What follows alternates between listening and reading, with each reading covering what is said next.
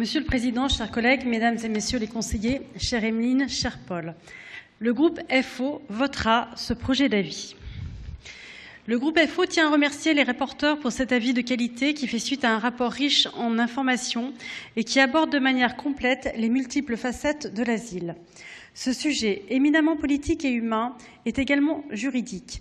En effet, le statut de réfugié renvoie à une définition précise donnée par la Convention de Genève qui ne doit pas se confondre avec la situation de l'ensemble des migrants. Il convient donc d'être rigoureux pour éviter tout amalgame et pour préserver au mieux le statut de demandeur d'asile. Bénéficier de cette protection est un droit. Ce statut de protection doit être absolument sauvegardé et sa mise en œuvre garantie. Pour le groupe FO, nous devons demeurer une terre de liberté et de respect des droits.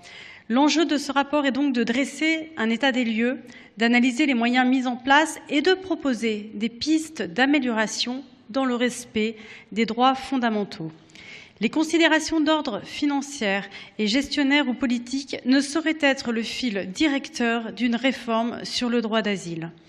Dans ce contexte, la procédure réservée aux exilés dits dublinés qui peuvent être placés en rétention en attendant d'être renvoyés dans les pays où leur entrée a été enregistrée est un système injuste et inopérant. Il est indigne de nos démocraties que des personnes recourent à des mutilations de leurs empreintes digitales pour échapper à l'errance administrative que provoque le règlement de Dublin. La question de l'asile ne peut se traiter sans une véritable coopération et solidarité au niveau européen, ce que souligne à juste titre ce rapport. Les États de l'Union devraient faciliter l'accès des demandeurs d'asile aux démarches administratives de demande et en accélérer le traitement de manière plus humaine et plus juste.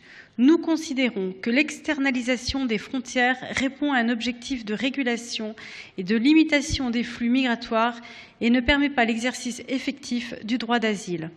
Notre groupe est donc favorable aux préconisations de cet avis sur la nécessité de repenser la politique européenne d'asile en tenant compte des souhaits d'installation des exilés eux-mêmes et en créant les conditions en faveur d'une plus grande solidarité entre les États membres.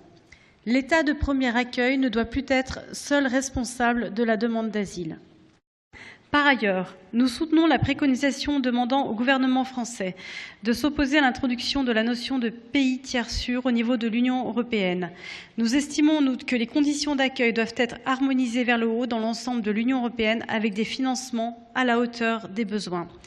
Les pays de l'Union européenne doivent prendre leur part de responsabilité, car il existe un lien entre la situation migratoire actuelle et les choix géopolitiques. Le droit d'asile est un droit fondamental et plus globalement, pour le groupe FO, migrer dignement devrait être également un droit fondamental.